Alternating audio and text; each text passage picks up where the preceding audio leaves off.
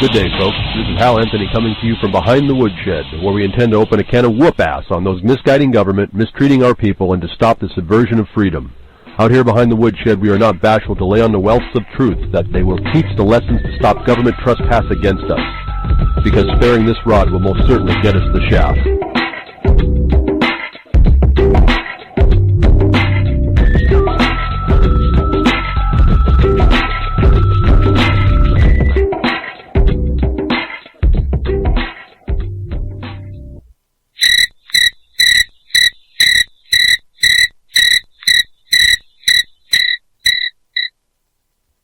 Interrupting this current neo-coronial cricketism to bring you behind the Woodshed. This crickitude-busting episode is BTWRLM 376. As we keep plugging along, plugging away. All you quarantined up and no one at home. How can we all be quarantined at home and not be home? Where are we? Where are we as a people?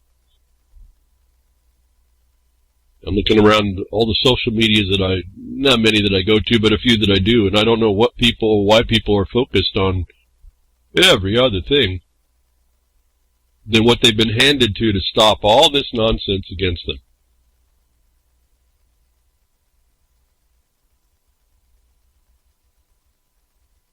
See, I say that, and I just sit there and I think about that. Why do we do that? And it's getting worse, and it's getting worse, and it's being locked down, and people make excuses for letting the officials do what they will do, completely as a crime against you. And yet we'll speak about being free, or the promise of being free, or feeling that we're free, or that we're free despite what we see. And we're really not. And this has been the main problem. We could be, and I've provided over a decade now, lots of ways to approach what we're seeing. And even the things that I've pointed out that would allow you to avoid most of all of it, most people don't understand either. And I don't understand that because it's pretty well cut and dried. And I reference more the public, the lands, the public land that we learned through the mining law gave us exclusive possession and enjoyment, which relates over to patents, which gets you to your land that you have exclusive enjoyment of, that the government's not supposed to interfere with. And yet they have, and they are. And no one says a thing about it. No different than now. Now they have you in that land, that home that they have you locked into. You don't realize it was a tax home. You didn't realize you were supposed to not let them do that to you. And now they have you locked there, and you're going to stay there. Oh, they'll let you out a little bit here and a little bit there, if you comply, or else you don't get. And so we have this dynamic being developed that we could stop, but we won't. And I don't understand that. So I'm going to go through again today, and I'll explain how this is locking down. It makes worse and worse and worse, and we just keep watching it. We'll do every other thing besides focus on the points, as what always flabbergasts me. But that's who we are. That's how ignorant we are as a society, and that's a reality. And maybe people will just accept that, shrug their shoulders, or just be insulted by that. But either response is not going to be responsive to what is happening to the world, essentially. And as it's been certainly written down, I mean, this is nothing as a surprise to me. And I don't know why more people, well, even if you see it, you just give lip service to that which you see. And don't really put it on the ground. Put it into something that's really something you have to deal with. And I've been remiss to, and I don't know if I did or not now, but I've been remiss to respond to a comment that was at Bitchute. And for those of you at Bitchute, thank you very much. I don't know what happened a couple of weeks ago. A lot of you flooded in and listened to the last time before broadcast. Thank you very much for doing that. I hope you spread. I don't see many thumbs up or whatever. I don't know if you're spreading the word around, but the word needs to be spread around. We're not helpless. At any rate, I got confused by the Bitchute commenting, and I thought there was like a ton of comments, but apparently it was one comment repeated over and over. I finally got to it and saw it. I wasn't quite sure how I was going to deal with it until I saw that it was all the same comment. So I apologize for not getting to that. But TornEarthShaman made a set of questions quite a bit ago. And I want to just touch base on some of it. Some of it I don't know what really to say more than to just move along. You have to assert the right, find the wrong you want to make right relative to what I'm going to read that he asks. And that's all very specific to where you're going to do that and whom you're going to respond to. And sometimes the way we get at something may not be the most direct route. And so that's another potential problem for people. And I realize want to be straightforward and get right at something, but when you're in a war, sometimes the going directly at something may not be the best way to hit them. And come up with over the years, come up with quite a few ways to get at what the objective is, and then ignore the one they want you to, the bait, if you will. But let me read the questions here. There's a couple statements and questions, so read for the question. I'll try to read it that way so it's not so confusing. But TornEarthShaman had asked weeks and weeks ago, maybe even a month ago, I don't even know now. Well, it's 5:31 if I looked at this date right here. So he asks, or she asks, how do I proceed with charging the government with treason and bring them to court? Or maybe that's the improper question. So I need to file a cease and desist order to the court where I live? Didn't the government take on the responsibility for people comprehending the law when they made education compulsory?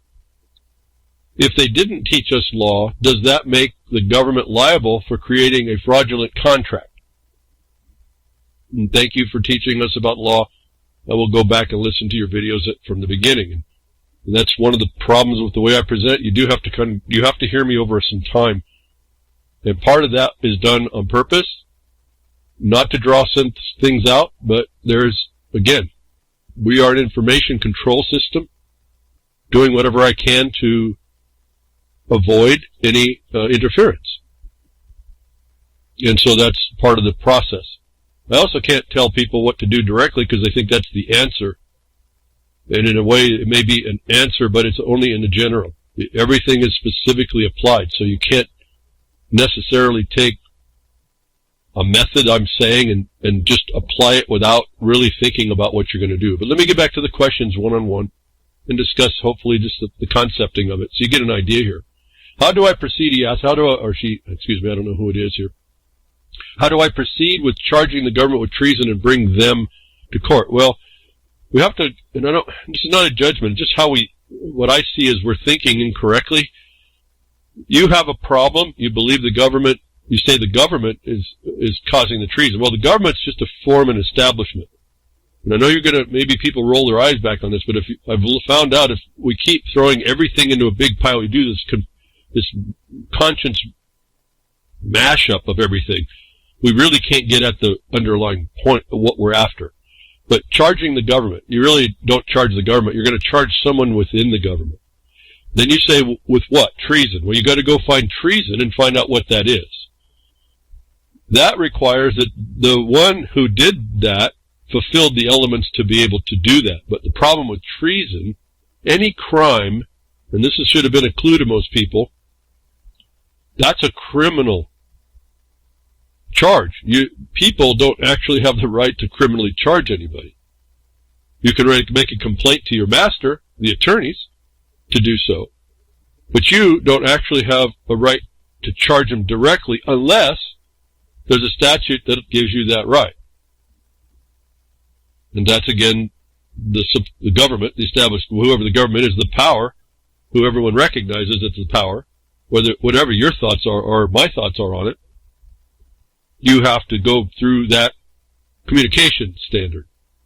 So when we're alleging crime, when I allege crime, it's in furtherance of a harm to me, but it's through a civil side. In other words, the action that being harmed that I have civil remedy for is actually a crime if the government the attorney had charged it out. Okay, so you got to be careful what we're saying. But so the government, charging a government with treason, the government's just it's a fiction. It's an establishment. It's in a piece of paper. That fiction's not to be disregarded because people rely on that establishment, and it's the people that are committing the acts.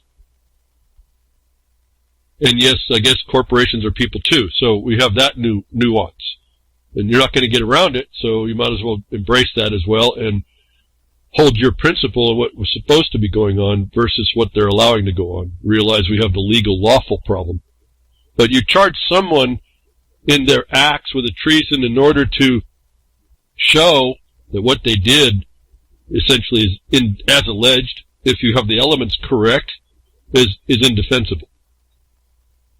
Now, what we did in 2013 relative to treason, and because people don't understand that word, and they will put you in a box pretty quickly to use it, I've told you and explained to you, sometimes you have to look at these words and go to the long-form definition.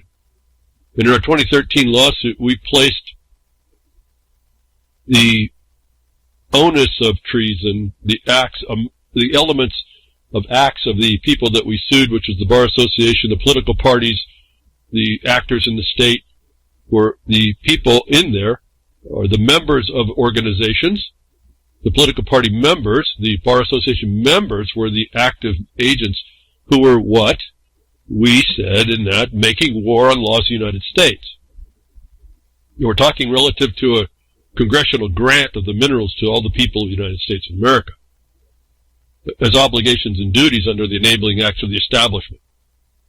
So the long-form statement for the treason that we charged out was that they were committing war against the laws of the United States. All these entities, members in these entities. So that's how we charged it out, but we weren't in the power of saying that we could charge them with a crime. What we said was their acts constituted a crime, and that that indicates that they were wrongful, and they also have to do knowing and willful, and that required a couple of notices as well. So there's an established form of a presentation and record you make as you go along before you even get to the point where you can say treason. I know that's a short-form comment in the Bitchute.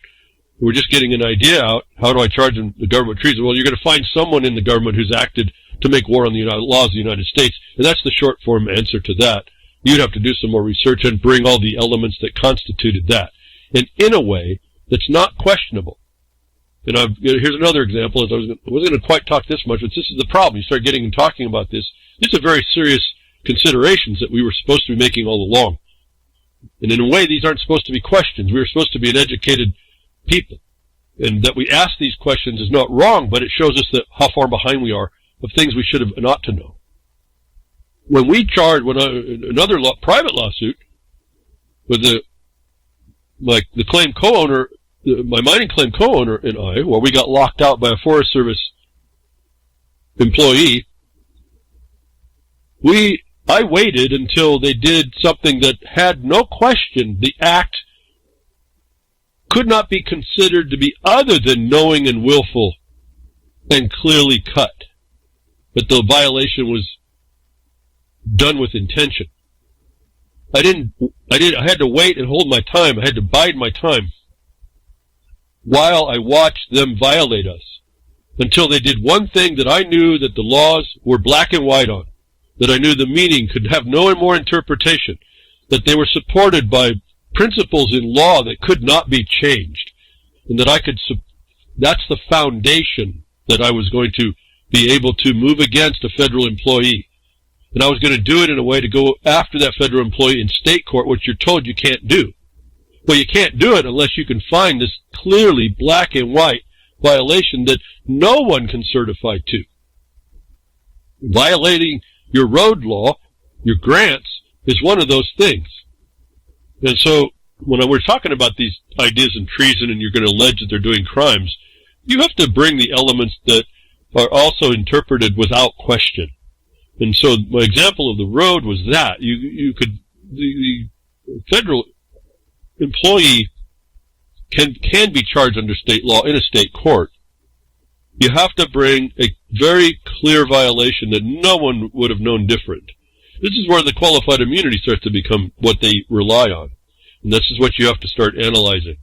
The road law and road grants are absolutely untouchable, and the jurisdiction's not even in the federal government once they're existing. So once someone tried to block us out, block our ingress and egress, that's 2 violations. One's on our ingress and egress, and one is over the general road ingress and egress at all. I now had a clear, willful, knowledgeable, intending a violation of law that they did to harm us. And I can get that federal employee into a suit in state court. And the process is that you've got to clearly state these things, because the attorney for the United States attorney steps in and has to certify. And this is another thing you have to understand. They certify to whether or not that employee, it was within the scope of their job to do what they did. And there's a couple of other standards. So once you look at the terrain and analyze what the weaknesses are, the narrow paths of approach you have to comply with all that. So when you just ask the question, how do I charge the government with treason? Well, why don't we find a guy or a gal who did the wrong, and then we bring the elements, and we bring them in a way that there can be no certification, no question that it was within the scope of their duty to do what they've done. And that's why I say if you go to the black and white, it's already printed. That's their first notice. You tie that in with their oath to hold to that. That was their acts.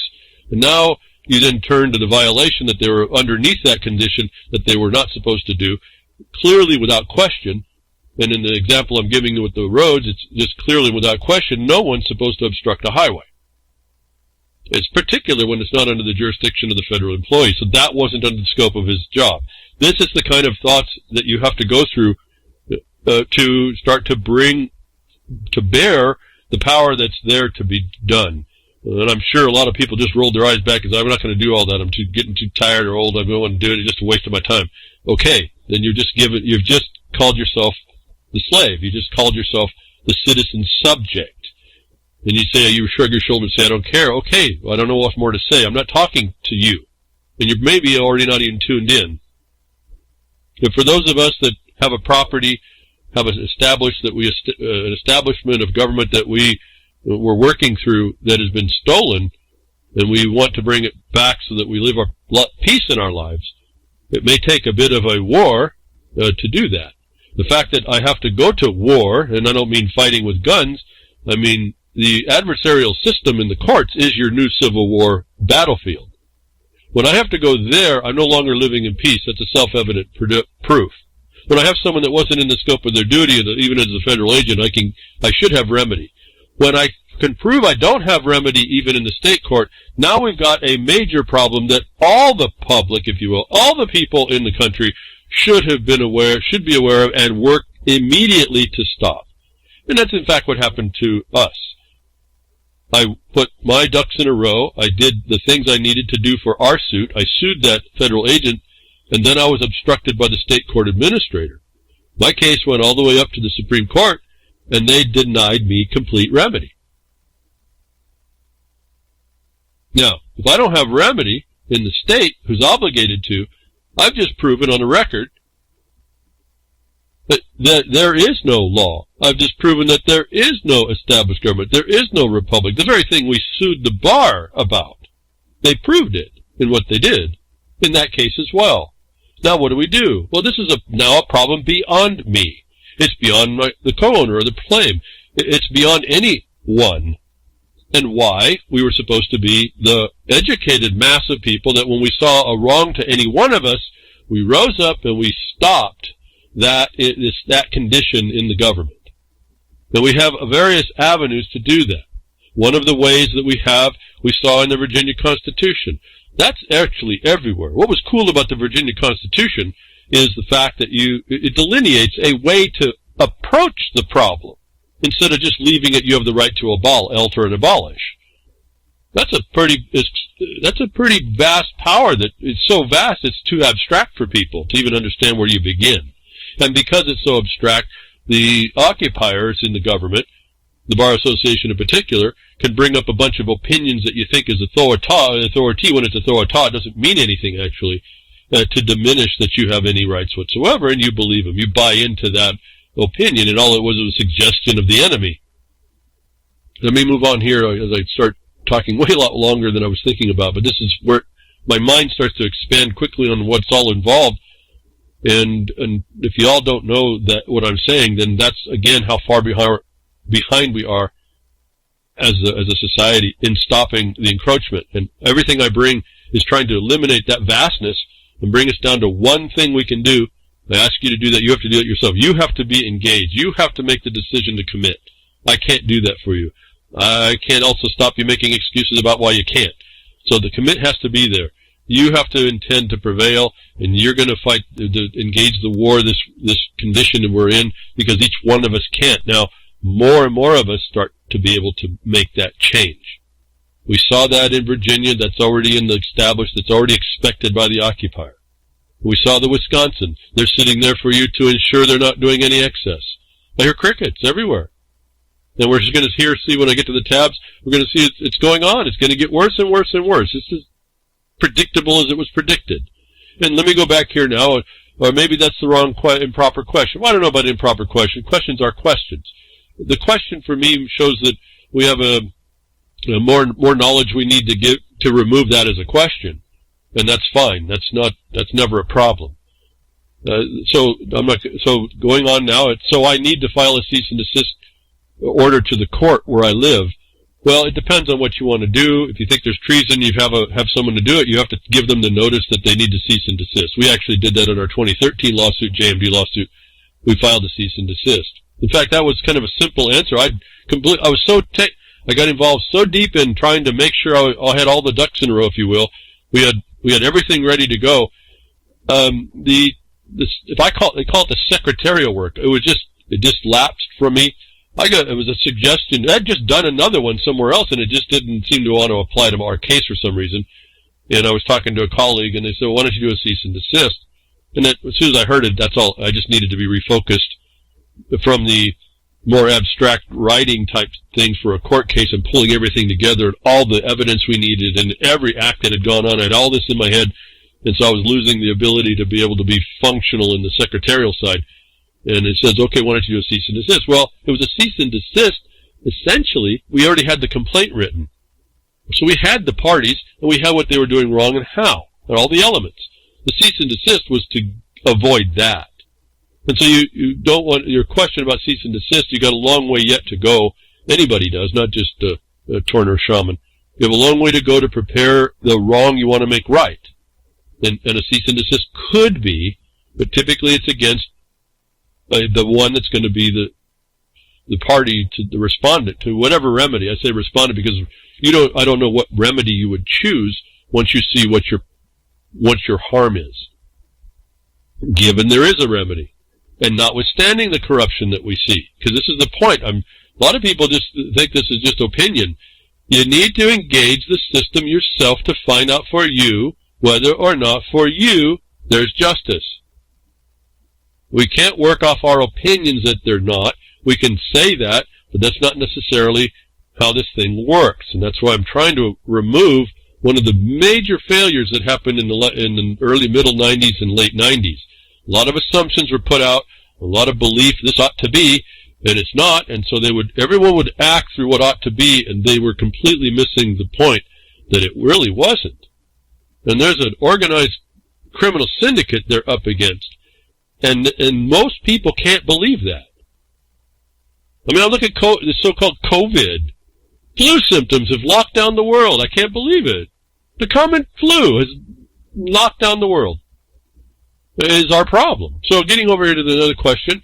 So the cease and desist would come once you have your claim, once you have your elements, once you have identified, in this case, let's just focus on the treason, that someone is breaching the law to the point that it makes war on the laws of the United States. I suppose that phrase can be put into making war on the laws of the state in which you live. And we found that is why we had really standing to sue was under sustainable development. That is making war on the laws of the United States. That's making war on the laws of the state that are required savings clauses to protect things. It also then applied now because an executive agency was funding that war against people. We now implicate Congress for not maintaining the Republican form of government. And I say these things and people just roll their eyes with it, and they heard this before. I'm saying we're making a record of what we know doesn't exist and moving it from opinion into record. And the problem is for us is once you do that, you have to have the rest of the people that see that and recognize now it's not an opinion, and we have work to do. We have someone to throw out. We have an occupier to oust. And the international law on that is if you don't, you suffer it. You will continue to live with it.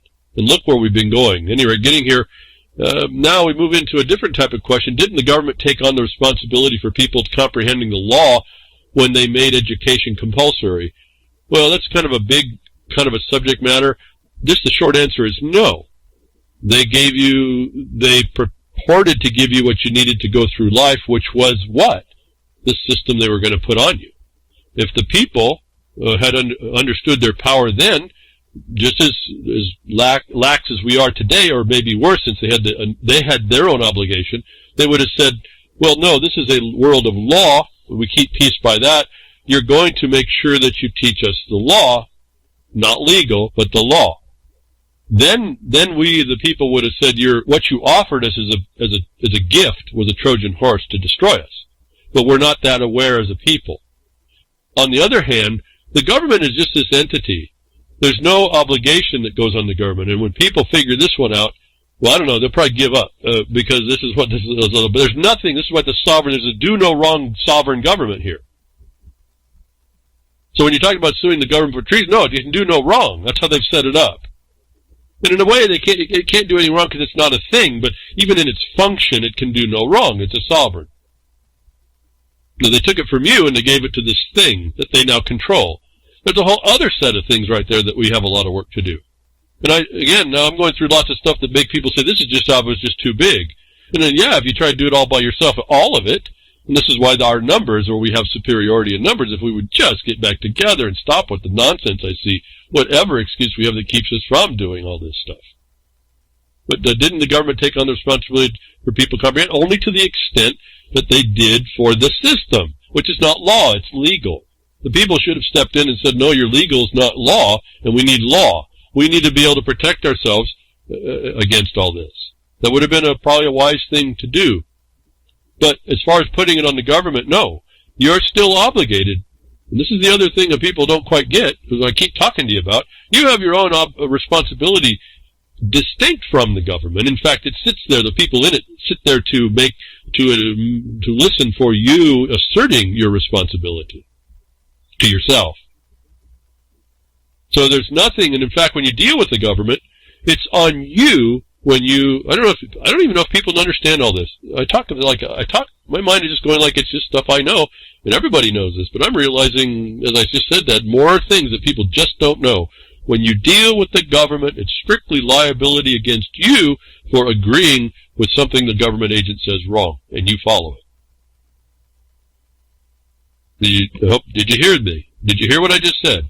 When you rely on the government, and they're wrong, that's on you. And that made it made it important to go look for the disclaimers. And they'll tell you they're not telling you what they're telling you. And yet everyone agrees with it. They all believe what they're being told is the truth. A disclaimer is, if you go look at every web page, there's a disclaimer. Why would there be, if the government was trustworthy, why would there be a disclaimer on any of it? It's self-evident that they can't be trusted. And so you learn nothing you can trust by what a government agent tells you. Now figure out how you're supposed to do it do your world, organize your world now that way. It's complete strict liability to you. You have the responsibility. So no, whatever the government trains you in, it's your responsibility to know the law, despite what they teach you. And it's your responsibility to understand how to get the law asserted. And then the point is, as we are more experienced, we have failures left and right. No one looks at that as a mass of people. The mass of people don't look at those individual failures, look at what was wrong about the failure. In other words, it was just the imposition of the occupier, and say, that's going to stop. No different in a way that I told you you're going to, even the policy considerations the cop used to kill you, you have to go in and make them, you have to tell the government agent that they can't do certain things. It has to be written down. It's no different than a big contract.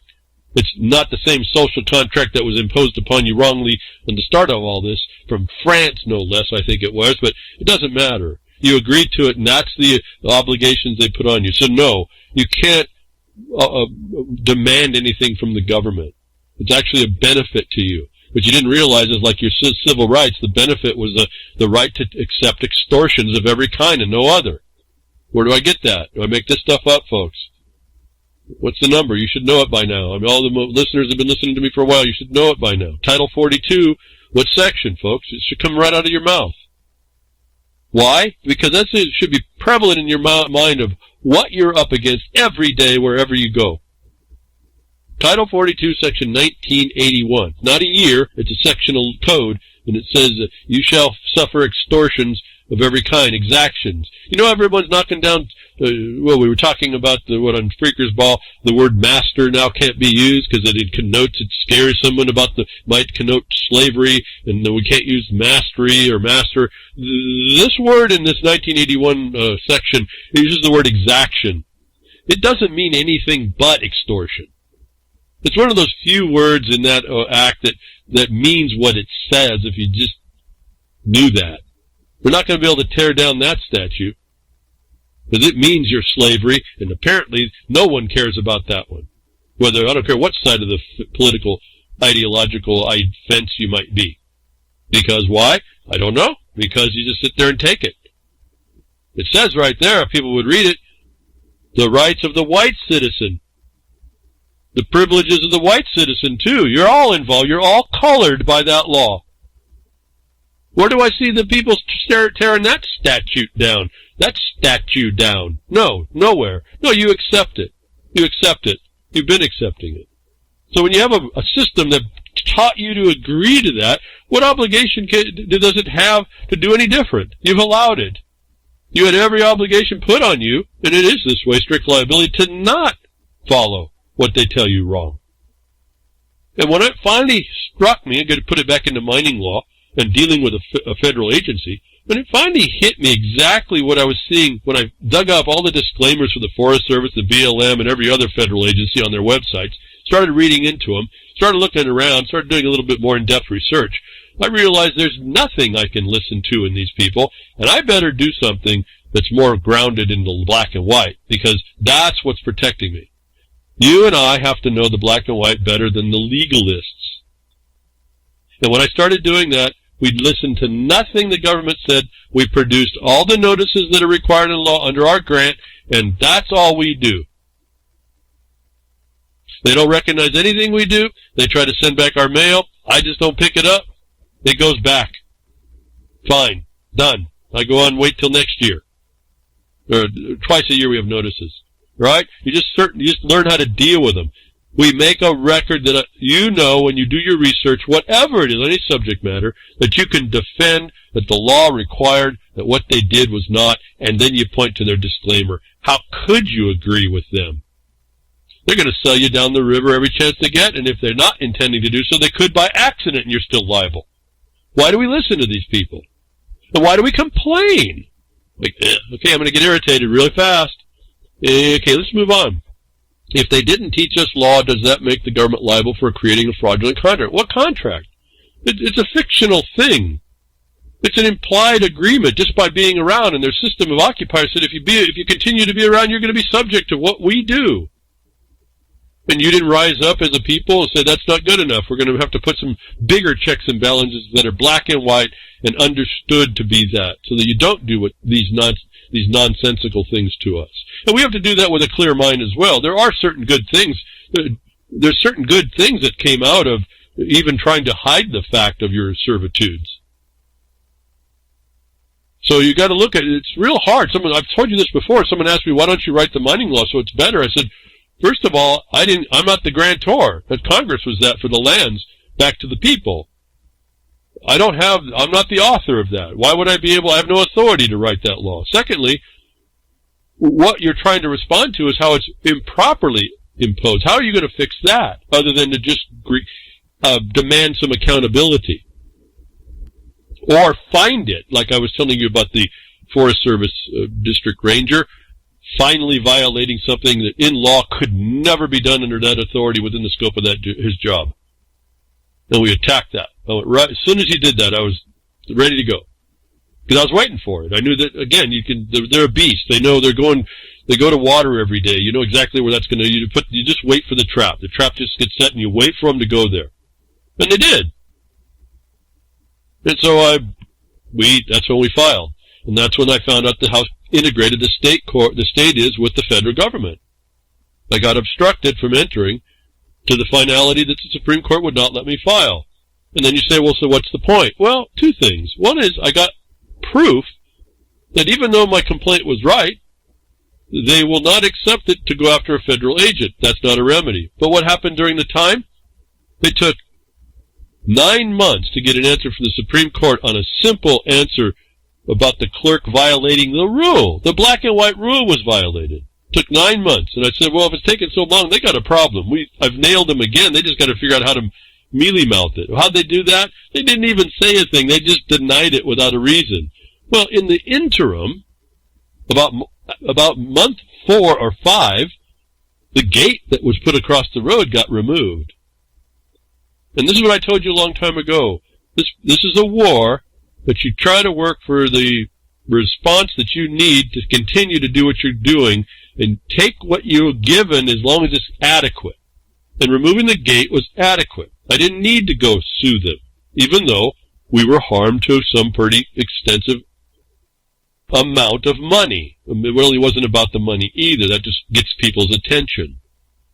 In this lawsuit, I also sued the wife of the district ranger because she was taking money that she would know that he was doing wrong relative to connections and evidence I had found, relative to what the standard of a wife would be, relative to the money that he was taking and the way her life was being run. She got put on our lawsuit as well. And so it couldn't work until I got the black and white violation. When I did, all of a sudden the whole justice system blocked me out, and yet the gate was removed. That was all we really needed. And so I didn't get justice. We didn't get justice. What we got is we got the gate removed by being vigilant against that encroachment. And that's really, in a way, the best we can get until the mass of people figure out how messed up this thing is. And we start to work methodically to start dismantling the infrastructure of our demise. That's now turned itself into COVID-19, the myth, the coronavirus bogus that's controlling the world. So, getting back to the question, are the government liable? No, the government's not liable for anything. It's a sovereign. It can't be made liable unless it tells you it can be liable. It's all a fiction, so I don't want to argue with anybody on this. That's just what you're walking into. A fraudulent contract, there was no contract in the beginning. Your acceptance of living in a place that's contract enough.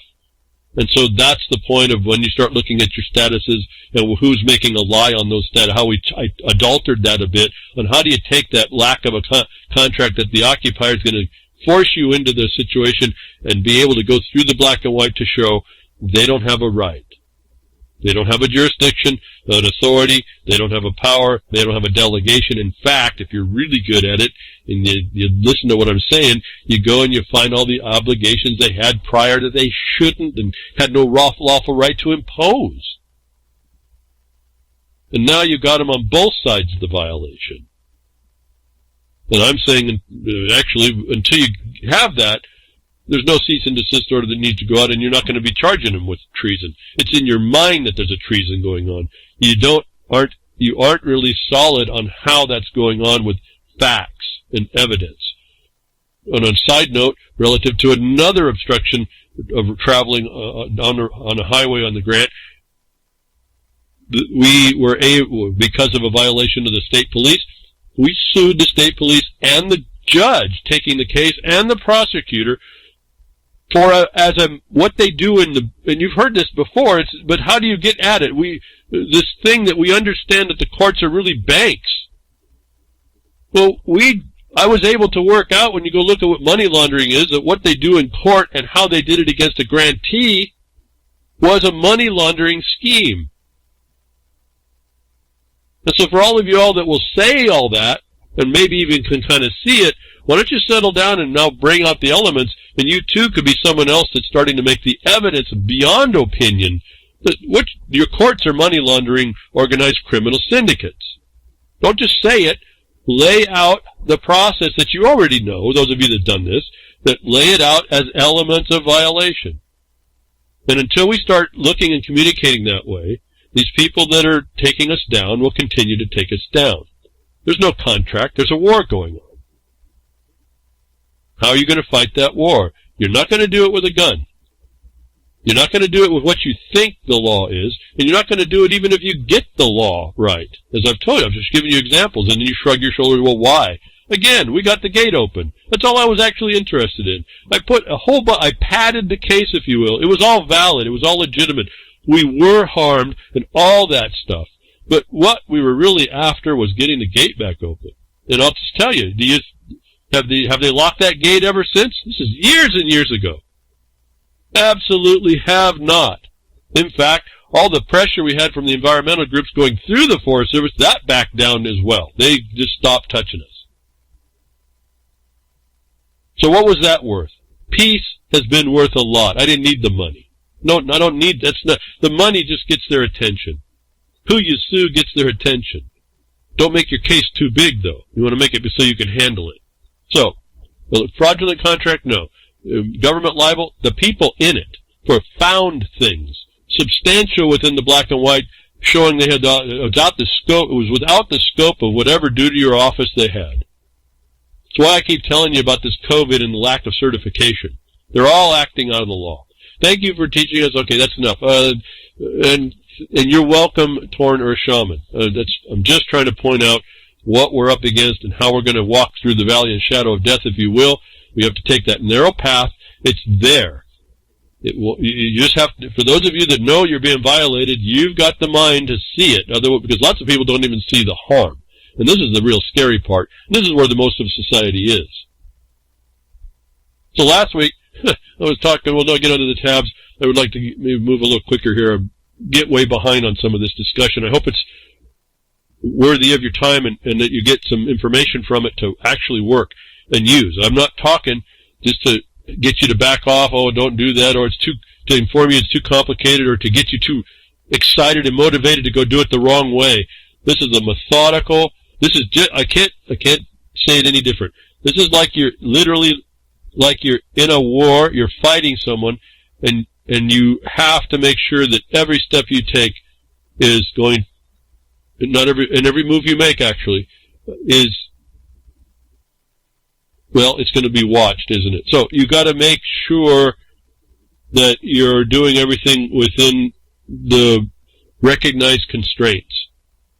And if you don't, you're going to become a bad example in history, as we see replete, that I don't want to get into anymore. We got to stop all that. So last week I was telling you the cops, they could be gone. I'm done with it, with these guys. They don't do anything. I've had more stuff stolen from by the government into my life, has been interfered with more by the government and the police than any gang or group of criminals.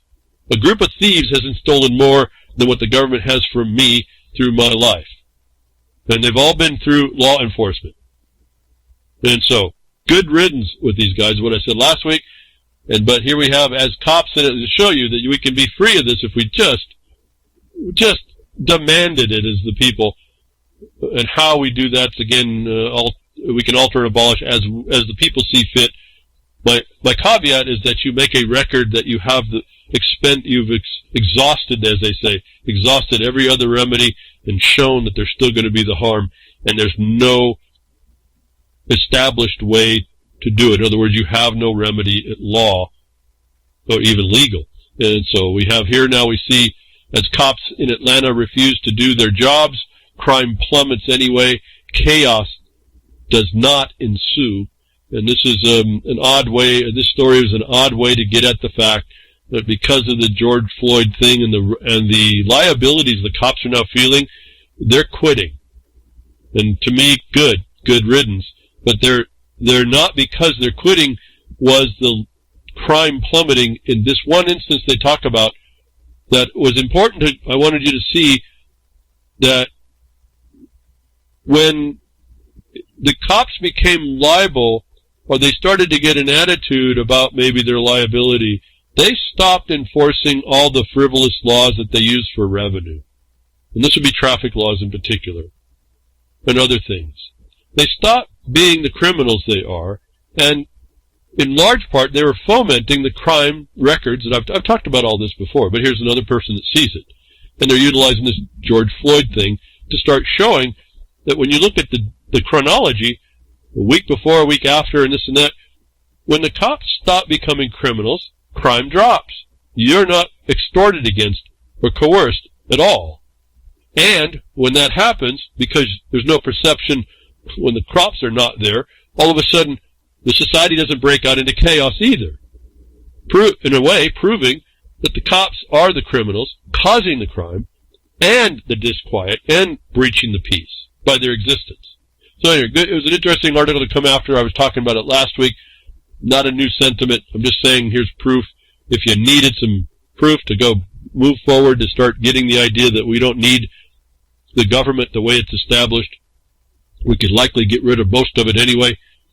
And I say most of it because those, excuse me,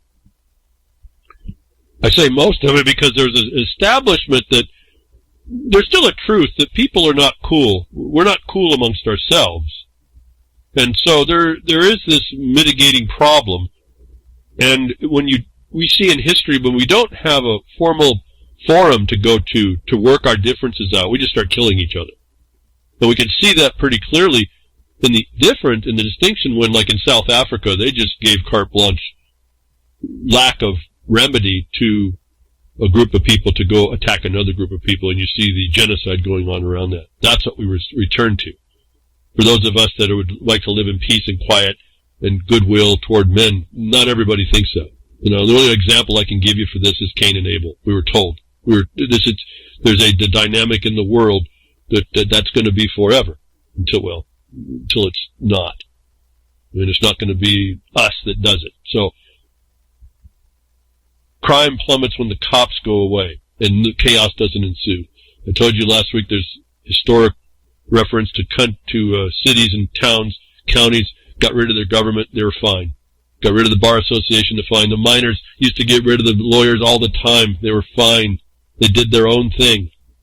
And again, the Jefferson Mining District was established to try and get the miners to do that. The microcosm of the miners, the macrocosm we call America, the miners, and for the most part, fled once the idea that they had to actually do something to keep themselves protected. They ran away. The core group of people still remain. But the most of people ran away. They want someone else to do it. They were willing, and they have, and they've done, they handed over to the Bar Association what miners used to throw out on a rail, literally tar and ferry, get it out, move the attorneys out. No mining camps tolerated lawyers, attorneys actually. Then they did their own law. So we have the examples. If everybody that listens to me say I'm for established government, not the way it's running, but miners made their own government. So I'm not against government that way. It was by and for the miner, the law of the miner. Now, if we just expand that microcosm to the macrocosm of society we have today, we can likely do the same thing, but we won't. Now, I'm not saying that permanently, but we won't. And we won't right now. We can see that. In particular, all y'all that are quarantined, but no one's home. Here, not a peep. And so let's move on quickly here, moving on through this nonsense of the injustice, I guess, that we see. A pretty remarkable condition happened last week. And I wasn't into the situation. I'm not into a lot of this stuff. I see it. I recognize there's real serious problems, but I also know it's partly theater. But it's interesting to watch how this theater plays out, where General Flynn obtained a dismissal order for the conviction that he at one time agreed to. The important part about this case, read the Zero Hedge article, Flynn dismissal order thoroughly demolishes dissenting judge's opinion. You need to read this decision, and I got a link for that. I won't go through it. I'm going to read this report here. It's someone who interprets this. It does a well enough job that I just want to get the flavor of what was going on. This is part of the deal that's happening in this country. That general, and I understand the general, this general, if he wasn't the target of this overthrow of Trump in particular, is apparently a good general if a war general is something good. And in one regard, we do have to have people that are out to protect a country, because the other, again, Cain and Abel, there's another country that likely wants to take what you got. This is that law of war. This is that perpetual thing that goes on. We haven't figured that out as people, so we have a ton of work to do in that regard. But here we have, I found interest in this dismissal. Again, how they did it, and how it relates to, in some regard, the things I've told you that you can do.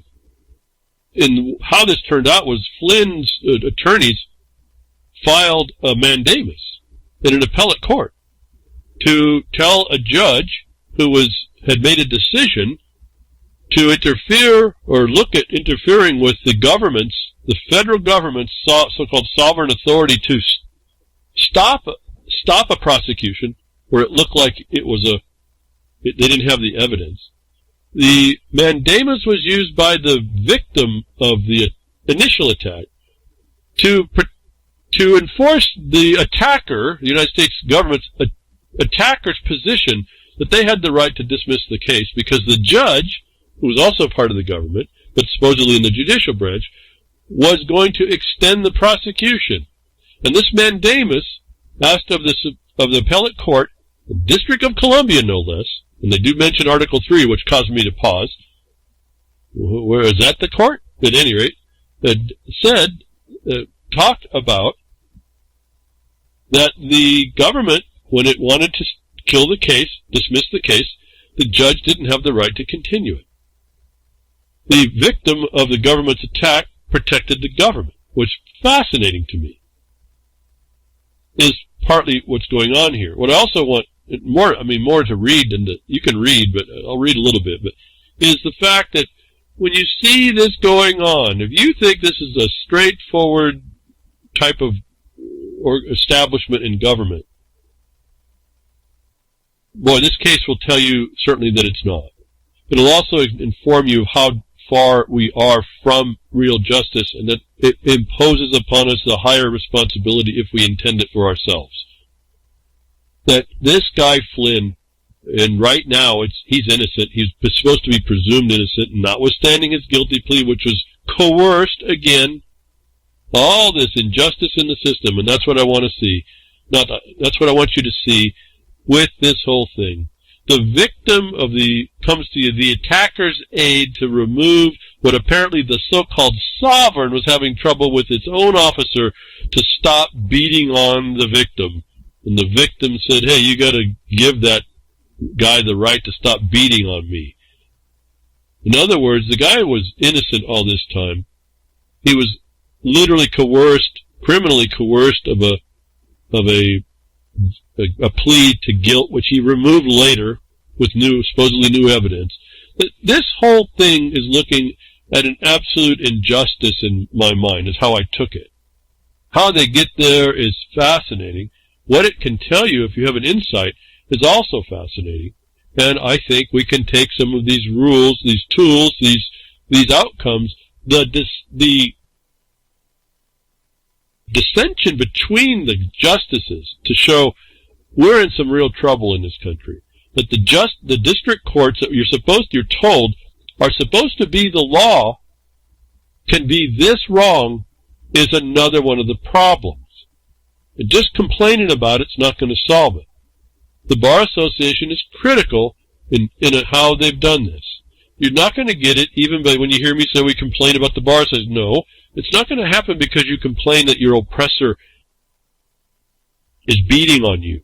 That still makes you the citizen subject slave that the promotion out in the riotous world wants to make you believe that because they pull down a statue, that they can actually stop the statute that actually is putting the slavery on everyone. So Flynn had to go through a lot of gyrations to get himself pulled out of, and he was innocent apparently, and the fabrication within the DOJ to start with, I hope you don't miss any of that. I'll read a little bit here about this case, that Flynn wrote a collateral attack against a judge that would not dismiss the case when the United States government said we want to not prosecute no more. And I want you to really think about that dynamic. But Missouri Appellate Attorney John Reeves has weighed in on today's decision by the United States Court of Appeals for the District of Columbia. Very serious interpretation here going on. Remember my talk about where is the Article 3 courts? And we find that there's only one. The Article 3 court is only one, there's two, one of which is by statute, that everyone gives lip service, in particular these attorneys in lawyers' robes, in judges' robes, is in Washington, D.C. Which one may be up for opinion? I do know that the website for the claims court says that one's an Article 3 court. I do know that the appellate court for the Federal Circuit claims to be an Article 3. But I don't know that these courts have ever claimed to be Article 3. They give lip service to it. And again, D.C. is a district, which I understand now they're going to try and make a state. That's going to be very interesting. How is a state coming in on equal footing have the power the United States government has in the district, which was, again, the convolution now of the original establishment and the check and balances that were supposed to go on that we have never enjoyed. And one of my goals has been to educate people as best I can to start getting more and more and more, and millions to start pressing back to regain what we were needing to see instead of what they've handed us, and we keep accepting. But John Reeves is an attorney who interprets this decision. The appeals court for the District of Columbia ordering Judge Emmett Sullivan to grant a DOJ request to drop the case against Flynn. Okay, so think about that. Maybe people don't want to, but you have to consider what just happened. The victim of an abusive prosecution had to make a motion to an appellate court that said that, well, my abuser wants to drop the abuse, and this judge over here doesn't want the abuse to stop. Can you order, with this mandamus, order that judge to stop? And the United States DOJ didn't apparently have the sovereign power to stop it, is really the nonsensical thing here. But at any rate, this is interesting how it plays out. The opinion authored by one of the three judges of the panel, Naomi J. Rao, quote, thoroughly demolishes, close quote, a dissenting opinion by Judge Robert Wilkins. You really need to read the lameness of this dissent and how deftly she really does destroy it. And you need to watch the dynamic on what the standards are. That's really most important. I'd like you to read in these court cases. In fact, this decision is not that long. It shouldn't take too long to look through it, and maybe a little longer to really work through what was going on here, what the infighting of the judiciary is. And don't ever forget that that district court judge was supposed to do justice, and that's supposed to be the law, and he failed utterly here and brought an innocent man into condemnation and a long-term, years-long fight. I can't imagine how expensive. I don't know if how you and I would have got the defense that he got in the high place he came from, supposed, the stinking abyss being the low place, how he was able to fight all this. But if you watch and see how this was working, it's going to give you some tools that you can use as you see you really see the failure that we can use inside that system if you're willing to step up. And it's not just in courts. This is how you get to a mindset on how to address these little bureaucrats that you're dealing with that are clothed in delegated authority. In particular, I'm thinking here with the public health authorities and the COVID that has all you quarantine, but no one's home. The lights are on, no one's home, folks. And that is everyone that's listening to me that hasn't defended themselves against the right and the assertion against a fraudulent, non-certified cause for symptoms that has taken down your way of life, your expectation of anything freedom, and making the next step to impose the next technocratic control grid that the military and the international occupiers in this country with their infrastructure through the same systems I'm telling you, sustainable unity religion has for you. That international religious freedom, thank you for the links and thank you for the acknowledgement. What I was telling you was coming has been signed, and I also want to just point out that was for the foreigners, but they're going to allow that harm in the gates. And so I don't think people notice all this, but I'll mention it anyway. Thank you for acknowledging that I pointed this out years and years ago. That's happened now, and Trump was the affected one. This is the kind of thing I'm showing you. You look at where it stops making sense, what applies where and what it doesn't. In this case, this is the D.C. Circuit. You're looking at a mandamus of the slave, being beaten down by someone who has to petition a third party to say, hey, that guy wants to stop beating me, but your judge over here won't let him. It's the most nonsensical condition I've ever seen, but this is supposed to pass as justice today, and they'll tell you this is the best they can do. Oh, what else? He got his remedy now because we had a court stop it. It's not a remedy. It means you're under an exaction of every kind, and to no other. But this goes on a discussion and author an opinion. Reeves thinks this dissenting opinion was so far off base that he shot himself in the foot when it comes to any chance at the end bank review, which is where they may review to have the entire circuit review this decision of the mandamus. Remember I talked about in Oregon, the state used the mandamus to collaterally attack a circuit court judge's decision instead of doing an appeal. This is the same type of action here. I'm talking to you about your writs. Your writs have a collateral attack power. I've been talking to you about them for a long, long time. It's how you can run an injunction through. A writ is your habeas corpus. These are collateral attacks to actions that have, if you will, I don't like using the term, but I'll use it, the common law power. They come from the establishment or adoptions of the establishment that had certain remedies against broad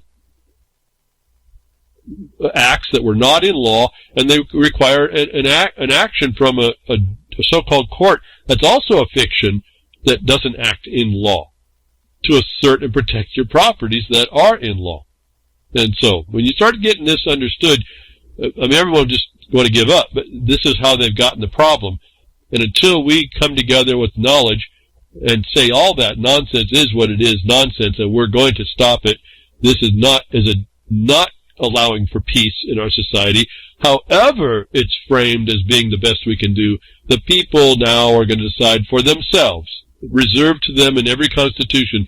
We as a people are going to say, that ends now. We're going to try a new plan to bring better peace, the more perfect peace. If we can use and co-opt some of the criminal Lincoln's decision to take all this away from you, and you kind of allowed it, and then here's the point.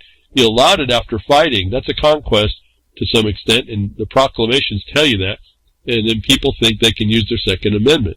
It's likely, like I said, likely not going to happen. I don't care how many millions you got out there. You're not organized. You'll be dismantled pretty quickly.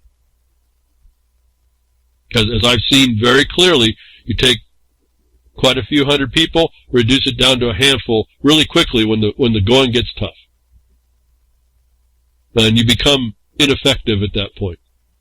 And the occupiers are using that weakness in this system against you, and you all maintain that disadvantage by being crickets.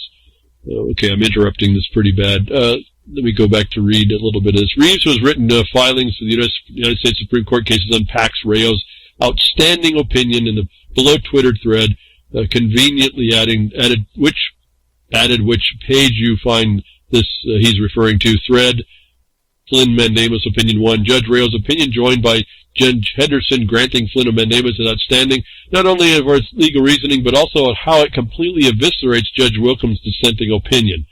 You have to read that opinion You got to read the first part to see how she does it, so you get a preface.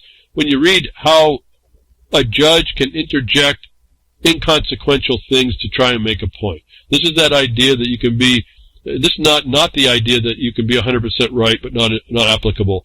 This is where you're just bringing up stuff, and if you don't understand what the standard is, this is how they turn a case.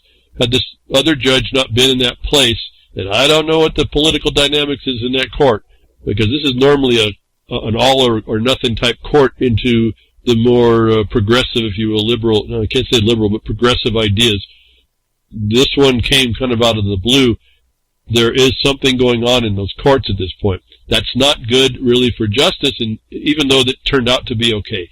This says that internally we cannot rely on a district court judge's the authority he's given him to declare the law as a presumption, as a fact, until overturned.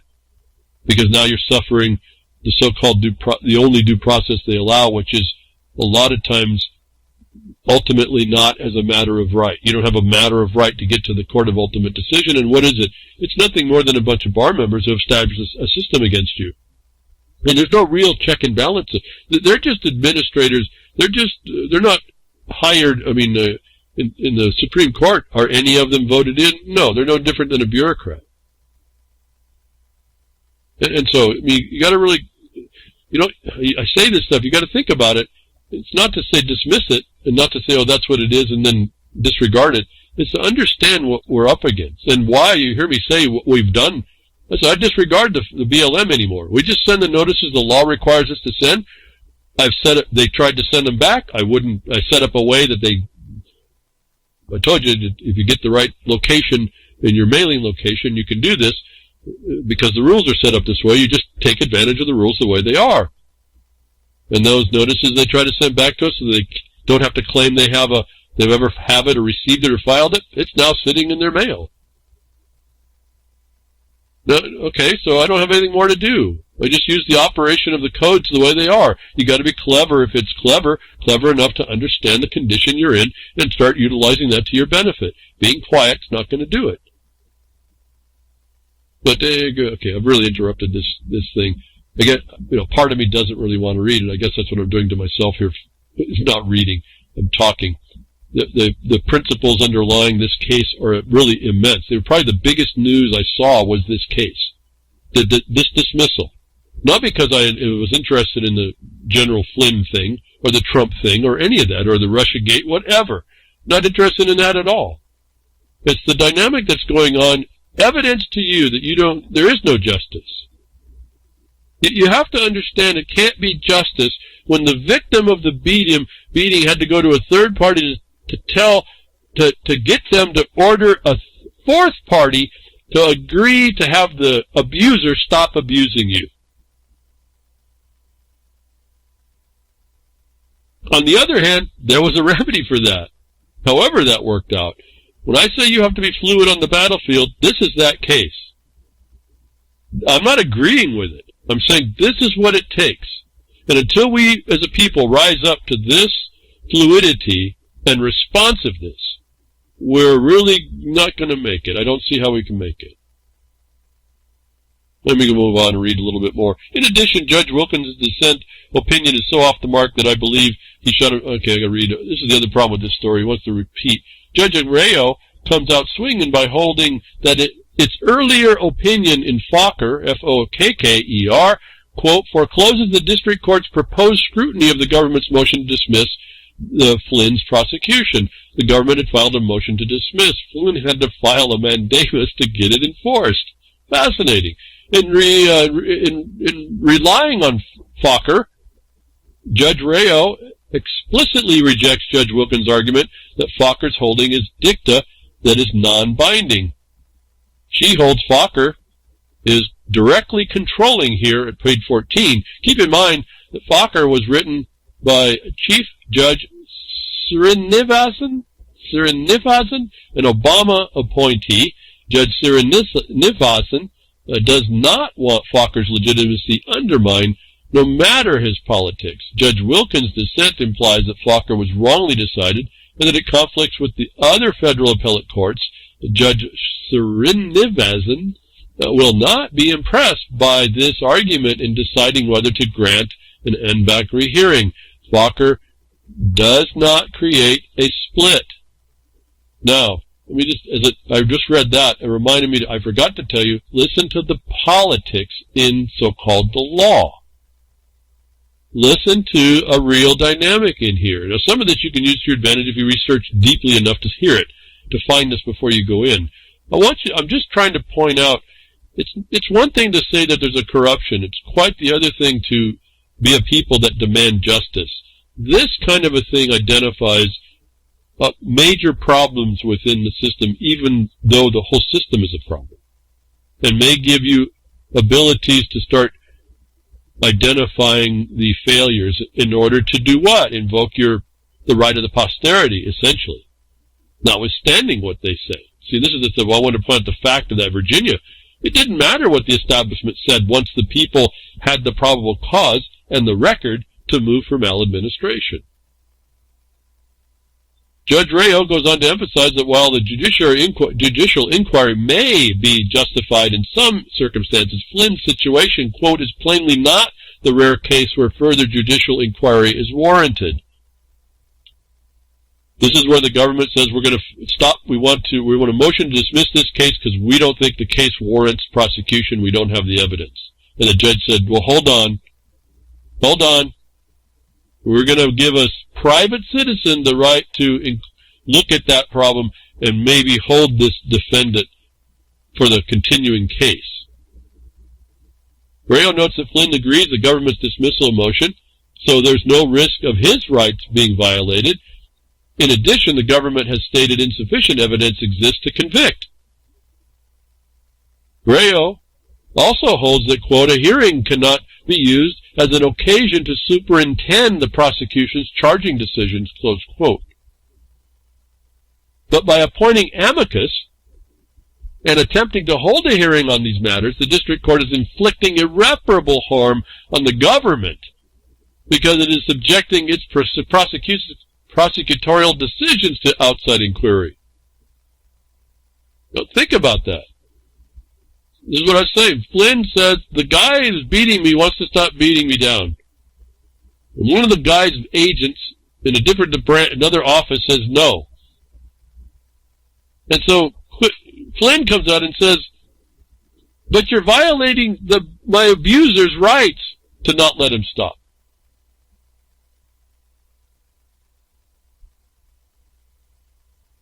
How screwed up is this whole thing? And this was supposed to be law from the judge before? Not happening here, folks. The district court this Judge Reich has acted by appointing one private citizen to argue that another citizen should be deprived of his liberty regardless of whether the executive branch is willing to pursue the charges. This justified mandamus being issued now. And why you say that? Because you go look at the standard for mandamus, which they explain in this case. So if you want to know what a mandamus is supposed to do and the elements you have to have, this case will explain the rudiments, the framework for it.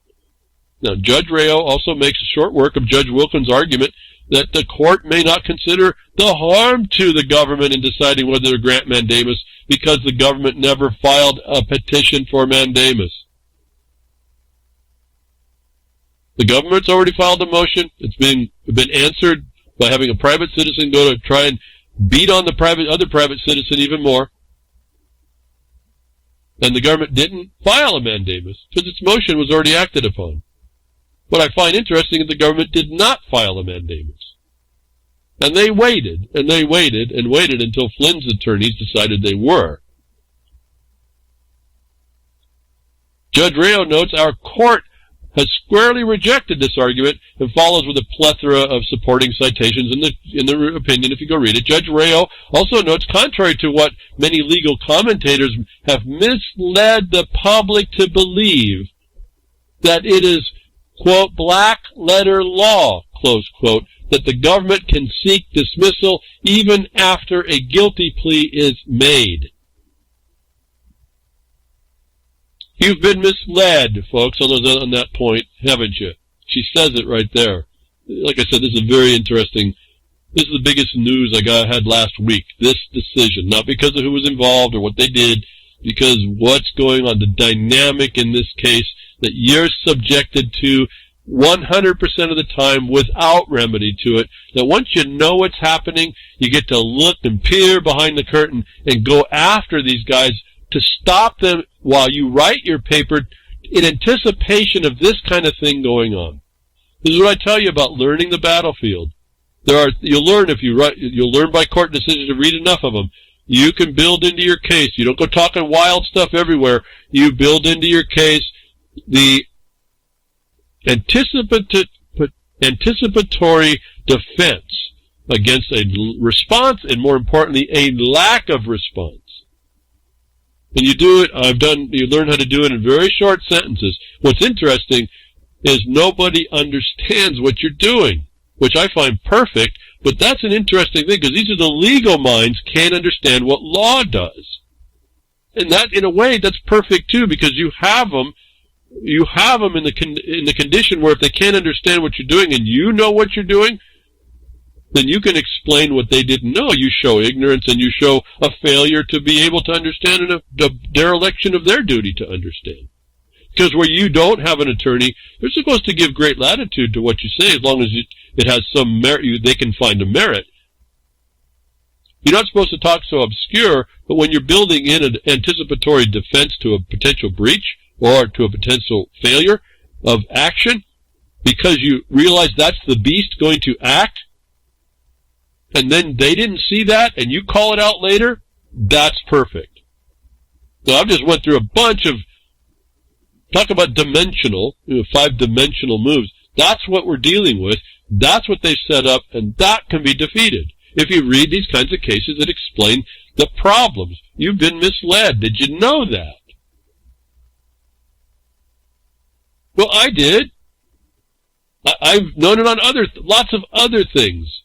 And you also realize when you walk into that, whether or not, who you're talking to may be somebody that you can't talk to. You won't be sucked into wasting a lot of time with them. That's another style of cease and desist order. I guess, again, this case, you read through, you look at the dynamic, if you really start to apply yourself, if you don't apply yourself, you think I'm nuts here. You won't even understand what I'm talking about.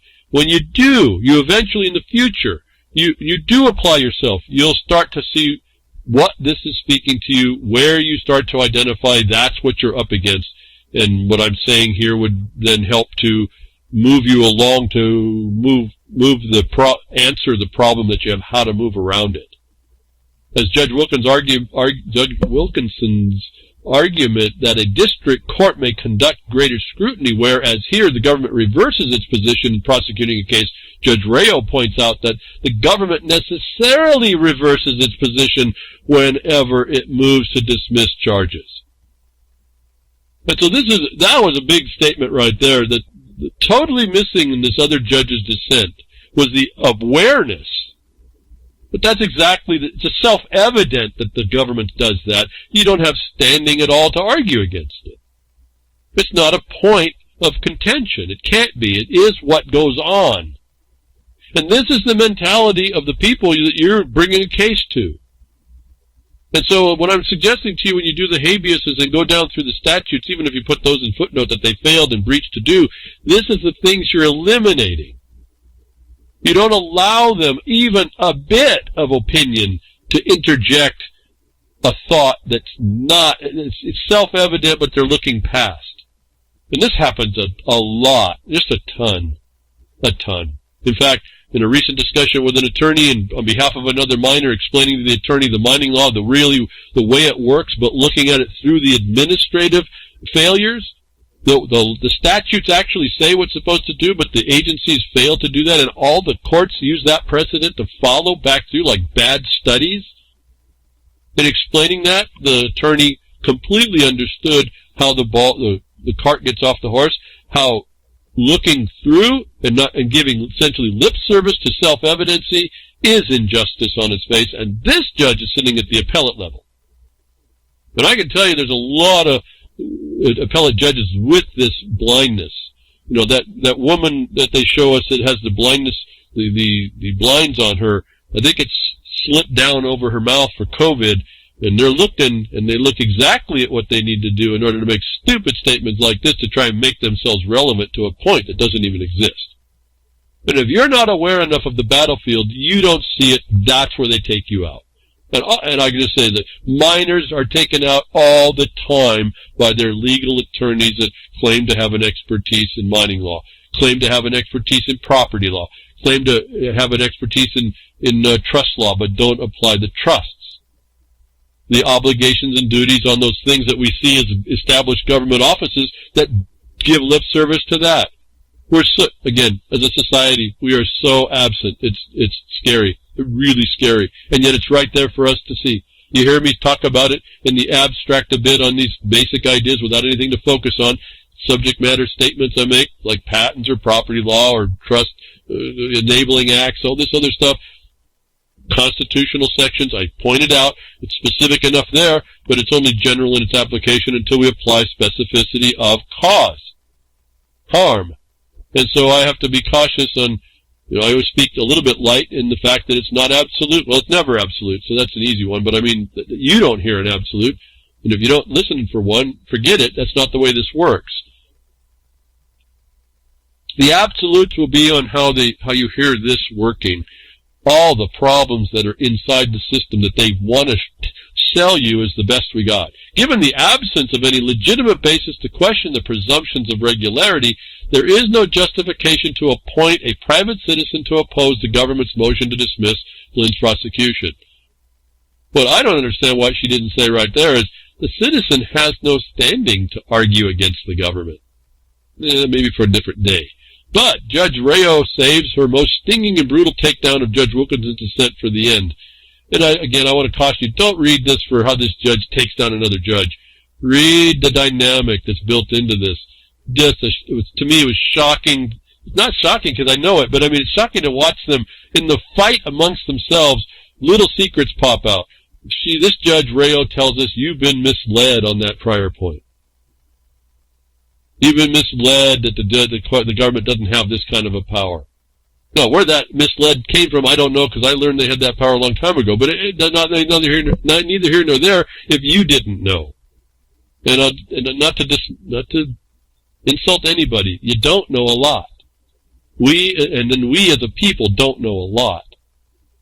And I keep telling you you're being misled, but we can't complain about it. We take the fact we've been misled, we start reanalyzing. There's so many more places we're misled, and this is that disclaimer thing. You can't trust any of it.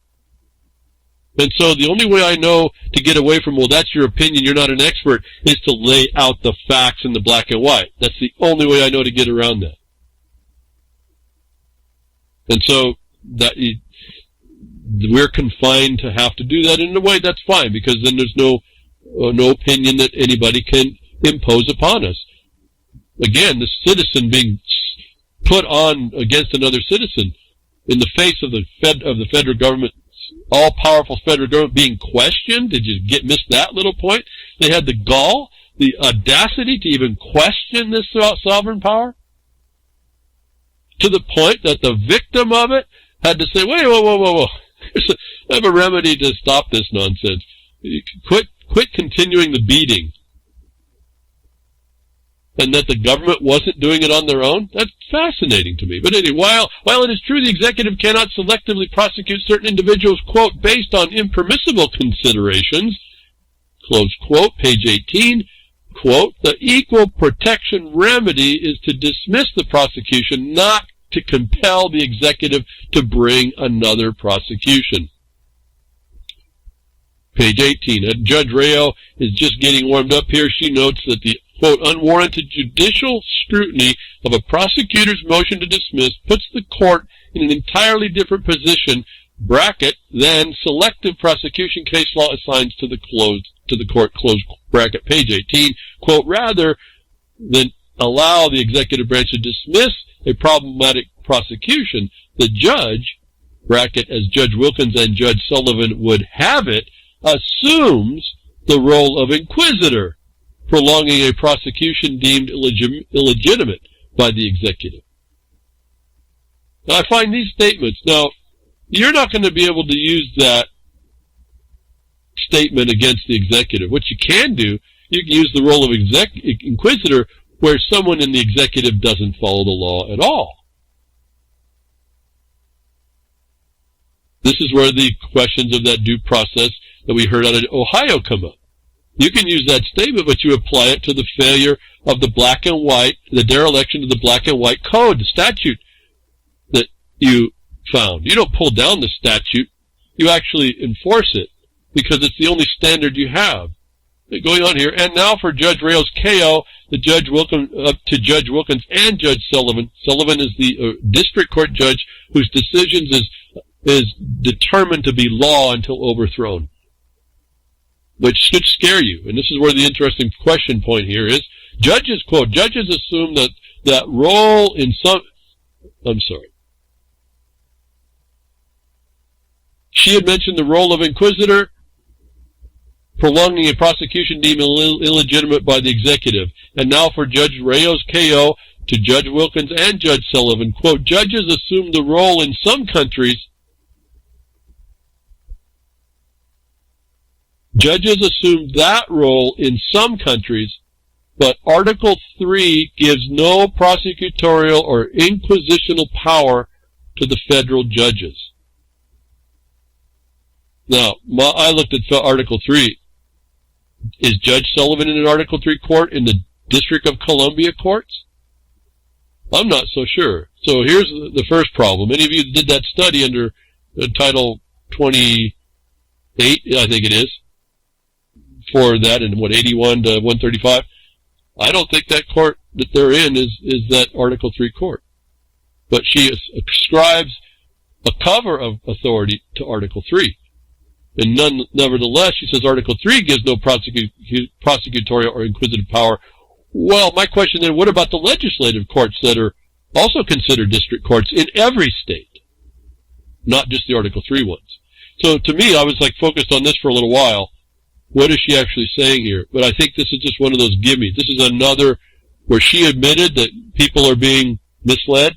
This is a misleading of people in that they think Article 3 is actually working here. They use this as the open door when they need it. In other words, that judge felt that he could be the inquisitional power. All he's got to do is phrase the power in a certain way, like I feared for my life and I get to murder you right on the spot. That's what you're seeing in here. Anyway, going on. This judge caught it all, at least to the extent that she did. But I think it's indicative of the injustice of the system overall. And I think when you see how this works, you can take these principles and adjust them for you. Like I said, you want to call someone an inquisitor, do it by the failure, the result of not following a black and white statute. Then they consider when they're going to put you in a criminal sense, like we saw in the Ohio case for the COVID-19 orders. They become this inquisitor. They have powers of the crime without executive oversight. They weren't delegated all that. They get to then put on you the penalties that they want to feel. And you're already counter to them, so now they've already been insulted. There's no check and balance at all there. No due process. Going on, in other words, Judge Rayo is likening Judge Wilkins' arguments and Judge Sullivan's actions to what is done in non-democratic third world countries. He says, outstanding opinion, no mercy, end. Okay, I'll leave it there. You can read more. The point is, I give you the link to this case. It's only about 38 pages. Very interesting. I actually didn't read too much of what the dissent says. The first paragraph was enough for me to read. He starts in the wrong foot to begin with. He lamed himself before he shot himself in the other foot. So you need to read for that too. It's pretty quick. But it is interesting. I think you need to see it for those of you that would be interested. Some of you won't, a lot of you won't be. In a way, that's a shame, but that's, again, it's what we have to know in order to help stop this. Because here's what's moving. If we don't understand the dynamic within the courts and the injustice that's there, not just as, there's no justice, how they've been able to make the injustice look justified is what I'm trying to get you all to see. And not as just a point of contention and complaint, as a point of avoiding that to you. And how to more properly put assert a challenge against an improper and unwarranted facility. Now, that's for you. Sometimes this stuff comes out, and you see the insanity. I told you the insanity kind of bubbles up around this because there's nobody anymore with a check and balance in their own self. Most everybody that's in a government at this point has been given the license to be vile. They don't even understand that. Where we hear coming right out of an Oregon county who issues a face mask order that exempts non-white people. If you didn't think it starts to get wild, folks, this is just the beginning. This is the tip of the proverbial. Was it an iceberg in Proverbs? I don't think so. Anyway, you get my point there. This is the tip of the spear. I'll go that way. Lincoln County, Oregon, has exempted non-white people from a new order requiring the face coverings to be worn in public to prevent racial profiling. Now, I don't want to read more, because this got changed. Why? Because a bunch of people got riled up fast. I wish all these people would get riled up, not about the face mask ruling more, which was racist, which was not equally applied if there was this real thing, but that it proves there's not a real thing, and instead of going after the mass, they should have went after the people who had no certified cause for an epidemic to be using the mask in the first place.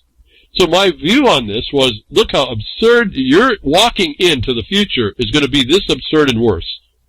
What you see rioting in the streets is already sitting in the minds of the people in government. They just haven't figured out how to be bold enough to offer it. So now you're seeing it just comes out, just like somebody vomits out this stuff. Doesn't think about it. They can be put in check, which we hear. Oregon County drops mask exemption for people of color after racist commentary. I want to read this stuff. It's just the point of the context. They assert an alternative. We're going to give you a mask, and then your argument is, oh, but not against the black people. That's racist. So what you then agree to is that everyone now has to wear a mask there. When in fact, there's no cause to wear a mask at all. Why?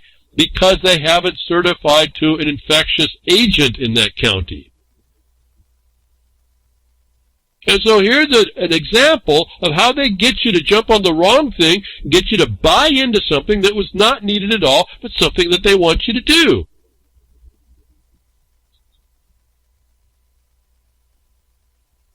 This is Thesis. You're going to everyone's going to wear the mask, and we're going to enforce it as the people now. Instead of saying, wait a minute, where's the infectious agent? Where's the certification? Are they making that up as the people? They could, underneath their power to alter and abolish. They could say it that way. They won't. More importantly, it's already written down that they're supposed to be doing that in every county.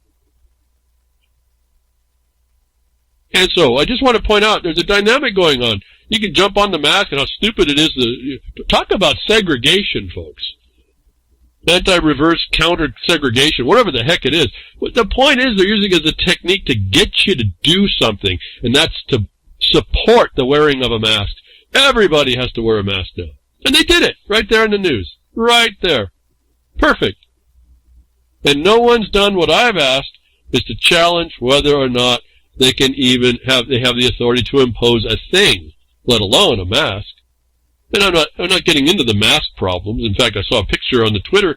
Some guy did a sneeze test, a cough test, a sing test, and then they showed that if you put a mask on and you cough, it looked like 100% of the bacteria coming out of the guy's face didn't go to the auger plate.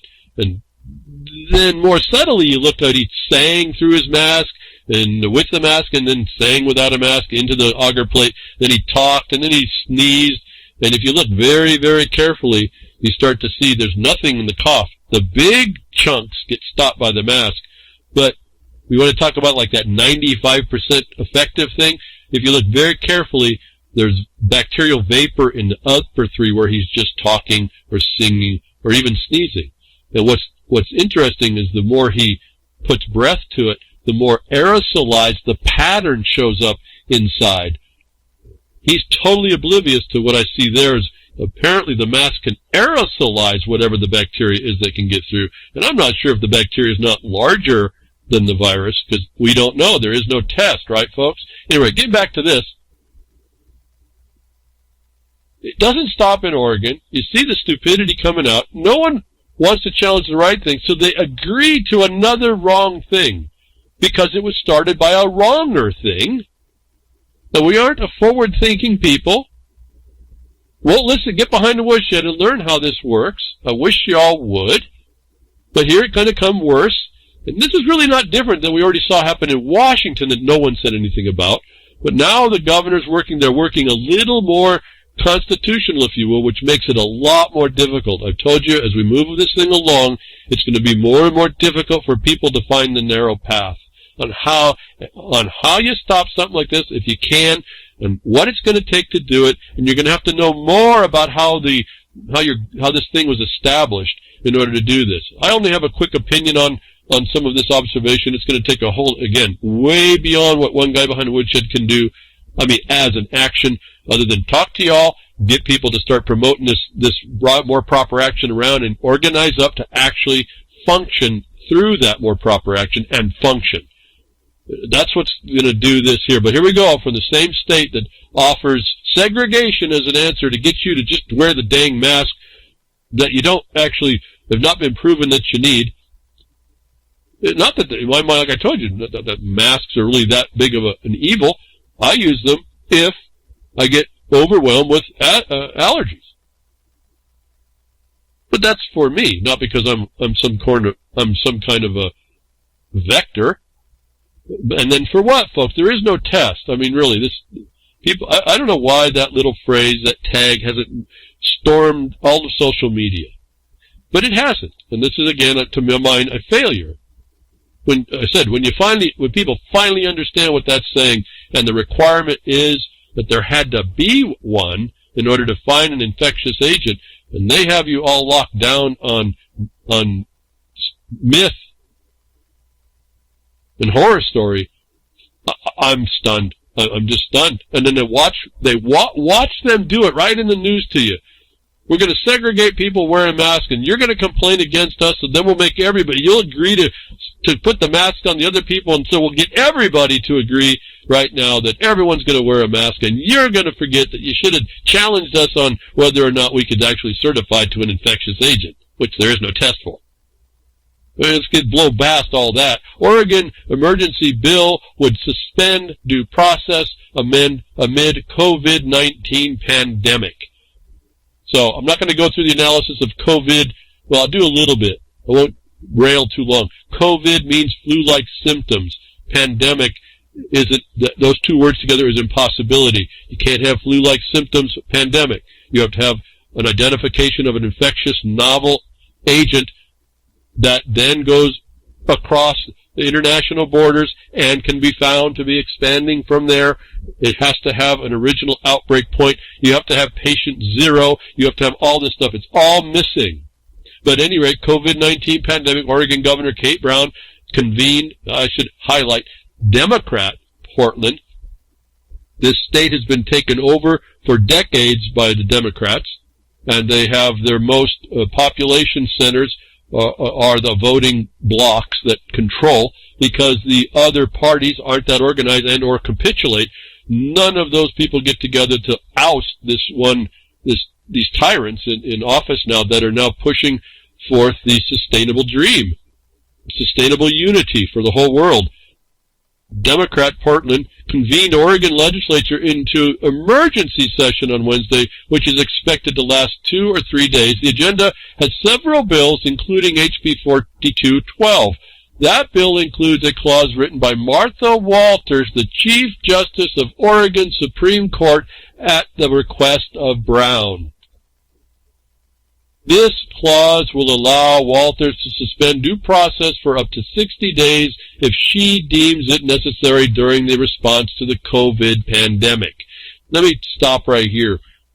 That's the Supreme Court justice that just entertained by her, after her recusal, I think it was her recusal, in the matter of the Baker County, that agreed without testing the state for its right to make a mandamus, agreed that the governor has all the power and you can't stop it. And called that case back to Baker, I assume, to now go within the context of what the goals are to get us back out, which is all constraint and control, and indefinite. And this is what we're walking into. This is the Supreme Court justice shows Remember, Brown, I forgot to check if she's actually a part of the bar system. I think she is. I know she's got a JD. She's involved with the Bar Association. She's involved with the university system, which we sued in 2013. This is just the establishment, more foothold of the sustainable unity crowd, this green religion.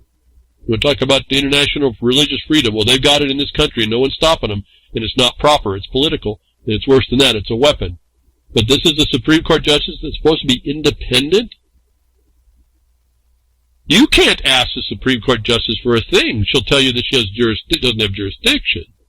But the governor asks, and she'll just, her pal, she put her in the court, she put her in that spot, essentially, will write a letter about the clause, giving that dictator now the power to suspend due process. Well, it's not such a big deal. Washington did it. No one said anything.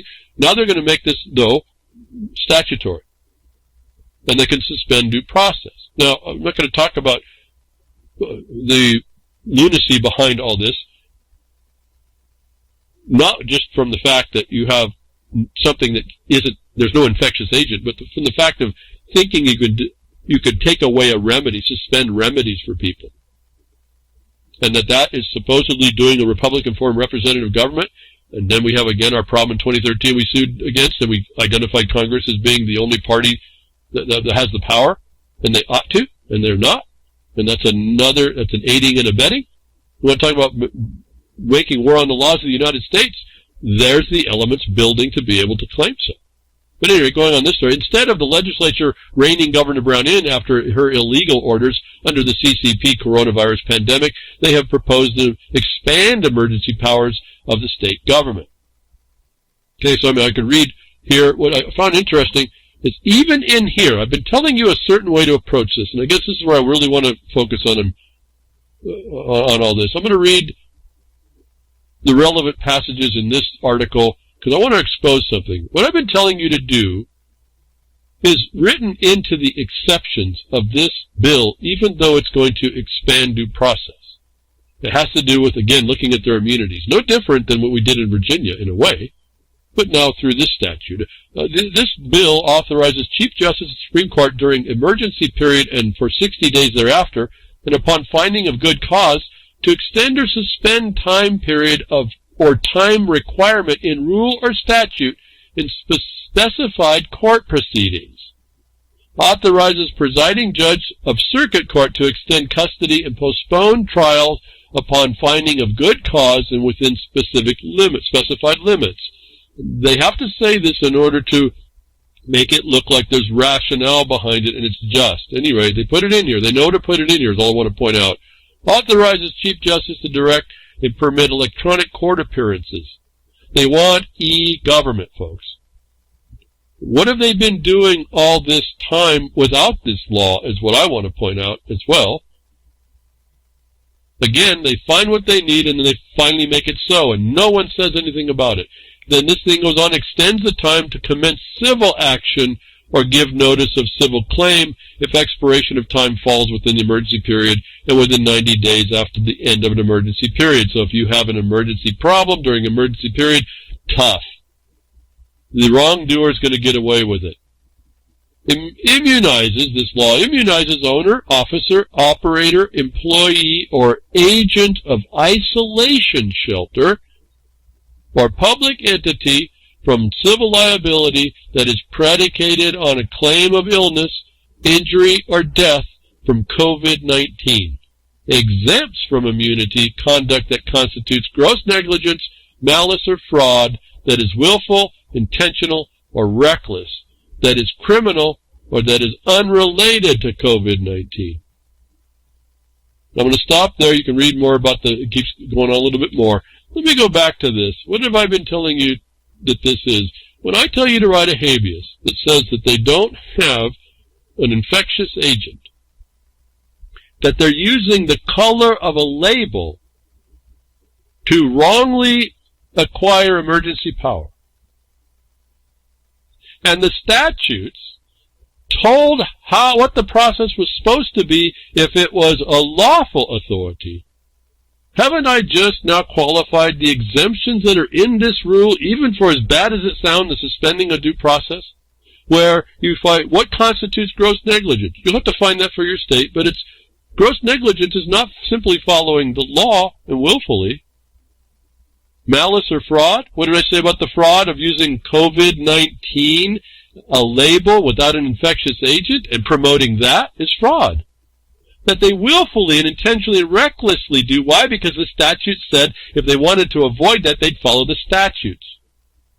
And what did I say? When they do that under color of authority, they're doing extortion or coercion or conversion in this state when both are there, which are criminal acts underneath that statute. And then, that is unrelated to COVID-19, is the use of the fraud, your complaint that they use this as a fraud under COVID-19 or as a treason against the people. You want to get to treason? Making wars on the laws of the state. Haven't I just been telling you how to, even now, before they issued the law, what they were going to try and pass under emergency session? I have given you in the past, I'll just tell you, if you haven't listened or heard it, I've given you the entire time the way to break that exemption for them. How could I do that ahead of time? How could you do that ahead of time? Is by knowing the battlefield. They have to throw some exemptions in. This is how the construct works. I've been telling you to prepare this way for months and months, and those of you that have would be able to go in and utilize the exemption in this statute to remove the officials that should be removed now under the habeas as well. We'll get back to the isolation shelter. You think FEMA camps or your home and all this other stuff maybe fit underneath that? That's a pretty ominous statement. They highlight that in this article. I don't want to get focused on that. I want to focus you on the fact that you can identify by the black and white something that I've been talking to you for almost 6 months now that now comes up as an exemption that can be used to stop these people. There's no immunity from these crimes. There never has been. They had to write something in, and they wrote those. And why? Heck, let's go look at the Constitution there. It's about the same. Go to Virginia. It's about the same. There's no immunity against these crimes. I've been trying to get you to look and see how, not that you say it's a crime, you identify the elements that shows it's the crime. Objectively. Exempts immunity conduct that constitutes gross negligence, malice, fraud, that is willful, intentional, or reckless, that is criminal, or that is unrelated to COVID-19 is all I've been telling you to amass for yourself in your bag of law, whether you want to go take that anywhere, actually assert that and challenge your confinement under quarantine, whether you want to do a little bit more with it and show the organized criminal syndicate that's rolled up in this and that's making violation to everyone. That's all I've been talking to you is that exemption. I almost couldn't believe when I read it. I laughed. I said, great, make the law. I said, make the law. For as dastardly as suspending due process has to do, it sounds, make this law, and we give ourselves the narrow path I've been telling you to follow all along. You now have it. They want to make it for you as law. Now, I'm not agreeing with the law. I'm not agreeing that it should be in place. I'm not agreeing with the way they're doing it. I'm not agreeing that the Democratic Party is going to get something like this through, if not this thing. But as long as that exemption sits in there, you still have a path to defeat them. And you've heard me say this path for months and months and months. You heard me anticipate that when I told you Virginia's Constitution, if we couldn't tell it anywhere else, it was a nice, simple place, I think what, Section or Article 3, whichever one, states how that method's going to be, and then you go to their immunity. Perfect. Same thing. Same thing. What's our problem? See, what I'm telling you is going to go into the future if you just go ahead and agree to protect yourself. Don't let these criminals create the future they want.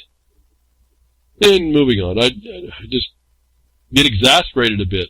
Emergency clauses in Oregon Constitution and laws, referendum power reserved to the people. What if you don't do what I said and you don't? They've told you where the answer was all this time. They've agreed with me. Where the exemptions, where the immunities don't exist relative to these acts and how to create them. We also have a different, as a people, we have a different action. In this state, they have referendum and initiative. It's written into the Constitution. I'll give you a little bit here if you want to see how you kind of go about in your state, looking to see what your actions might be against a law that's put into place that you don't like as a people. And I looked pretty quickly, the voting record, the voting people there in the state is like 4% of the people that vote for governor can do an initiative or referendum. And so that amounts to the Republican Party or two of the minor parties there could amass all their people and put a challenge to this bill, if you wanted to, on the ballot. The point is, I'm pointing out that people aren't helpless, but we're not organized, and we won't do the thing that we need to do. Even so, I'm going to say, you can look around. I found emergency clause in Oregon, constitutional laws, referendum power reserved to the people. The problem is, that emergency clause that they put in there, that it kicks in immediately, it removes this referendum, which creates a whole other problem of, does the emergency clause in that state eliminate the constitutional remedy of referendum? Well, my view was, it doesn't speak to initiative, the people's initiative to do something, and so being that it's silent, the people have that if they needed an excuse. The people there could amass, even if it's the Republican Party, they got plenty of people, if their voters would get up and want to stop this, if they saw that it was a violation. Again, the people have to decide that. I've just explained to you that I still see a way through even if it gets imposed. And remember, it's only applicable to the courts. That's clearly, anybody who thought this goes to the government is kind of missing the point. That's why they got the write-off from the buy-in from the Supreme Court, which shows you it's how tied in the Bar Association is, and the judiciary is not independent. Right? So don't go into that state thinking that's there, and that's one of the things you write for, how to destroy that. Okay, so, but the things I've been telling you, if they made that law, I was laughing, let's go, let's put the law. I don't care about that. I would focus my attention there. But as a people, because I want to show people that this is on us. We're not helpless, and yet we want to whine that we are, and we can't do anything. But if this is found to be bad in that state, there's quite a few things that you could point out, but there's an initiative process. And it has certain rules. The black and white tells you how to follow it, and there's quite a bit of rules. Okay, so you could pull together some people. You could actually pull this off. And if you wanted to get rid of those laws, this law and any other types of laws, you could have been doing that. But it's a lot of people, like 75,000 people to get the initiative forward.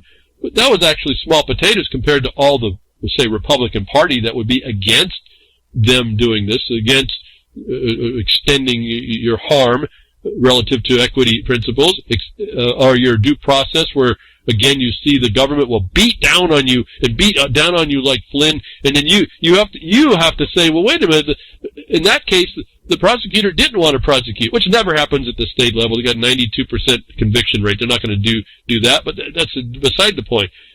But where you got a system that requires that the abused one tries to protect the abuser by getting a fourth party from allowing that, and a private citizen from beating down on the citizen, go to another member of that government to say, can you tell that sovereign that he has okay right to stop beating me?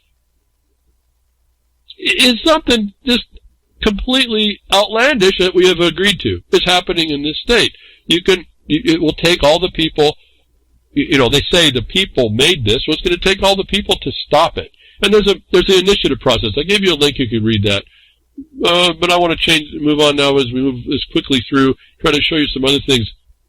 All of these consequences that we're suffering right in front of our eyes, that we're all in quarantine but no one's home, the lights are on but no one's home, relative to your assertion and challenge of rights for you, and then us as a society, it gets moved along and presented and proved by, we find so-called best sciences. These people are relying on these things instead of the statutes that said they had to certify. They just say it's best science. Well, it's a little interesting thing that came out. For those of you that are writing, you can use this. You can show that in anticipation that if they're trying to get rid of that willfulness, that gross negligence thing, you can show that it's known that the trials and studies are not, that influence these decisions are not more powerful than the statutes they should have followed. They do not act as proper guidance, where we find selective publication of antidepressant trials in its influence and on apparent efficacy. Evidence-based medicine is valuable to the extent that the evidence base is complete and unbiased. Selective publication of clinical trials and the outcomes within those trials can lead to unrealistic estimates of drug effectiveness and alter the apparent risk-benefit ratio. Methods. We obtain review of the Food and Drug Administration for 12 studies of 12 antidepressant agents involving 12,564 patients. We conducted a systematic literature search to identify matching publications. For trials that were reported in literature, we compared the published outcomes with the FDA outcomes. We also compared the effect size derived from the published reports with the effect size derived from the entire data set. Result, among 74 FDA-registered studies, 31% accounting for 3,449 study participants were not published. Whether and how studies were published were associated with study outcome. A total of 37 studies viewed by the FDA as having positive results were published. One study viewed as positive was not published. Studies viewed by the FDA as having negative and questionable results were, with 3 exceptions, either not published, 22 studies, or published in a way that, in our opinion, conveyed a positive outcome, 11 studies. According to the published literature, it appeared that 94% of the trials conducted were positive. By contrast, the FDA analysis showed that 51% were positive. Separate meta-analysis of the FDA and journal data sets showed that the increase in effect size ranged from 11 to 69% for individual drugs and 32% overall. Conclusion. We cannot determine whether the bias observed resulted from a failure to submit manuscripts on the part of the authors and the sponsors for the decisions by the journal editors and reviewers not to publish or both. Selective reporting of clinical trial results may have adverse consequences for researchers, study participants, healthcare professionals, and patients, and period, and governmental politicians, the politics, the lawyers, the governor, the public health authorities, and anybody else that's throwing you an expert that says that they relied on studies. They're garbage in and garbage out. This is what they're relying on. This is what you can defeat. And then you say, and they knew they shouldn't rely on these studies. This just confirms the fact, had they followed the statute, which was thus and such, they wouldn't have harmed anybody, at least unwarrantedly. And so here's a study about antidepressants. You don't think that list of observations would be applicable to any subject matter over any comment that's supported by best science or studies of studies? Here's your line to show, and here's a reference that shows that the record is biased. And that record relied upon was not the law, and reliance upon it was caused harm. And had the statute been followed, the official would have eliminated that as a possibility and was required to eliminate that as a possibility. Now you have 2 violations. So take, again, these studies. It has nothing to do with the COVID. I can put that best science study versus study and look at all the numbers that everyone wants to use and show you, you don't know nothing. Folks, nothing. And the government doesn't know anything, and their reliance on that is fraudulent, and they knew it. Why? Because the black and white I keep telling you to go back to that says they should have traveled a different path. They failed to travel. Now we've got a dereliction of duty, and we have the willful wrong. Those standards in that exemption I was reading, which is supposed to be in a law coming up. Now, it's supposed to take away your due process. You think it takes away due process when you allege the things I've been telling you in that time? I don't think so. We interrupt the normally recorded live broadcast for a tech diff which abruptly ended the broadcast and recording early. With deep apologies for any trouble this caused, I'll be with you next week, tech diffs or nature willing. Well, that's another lesson. I hope with today's information you can take it to those that misbehave. From behind the woodshed, leaving his mark on the beast, this is Hal Anthony. Till next time, journey with purpose.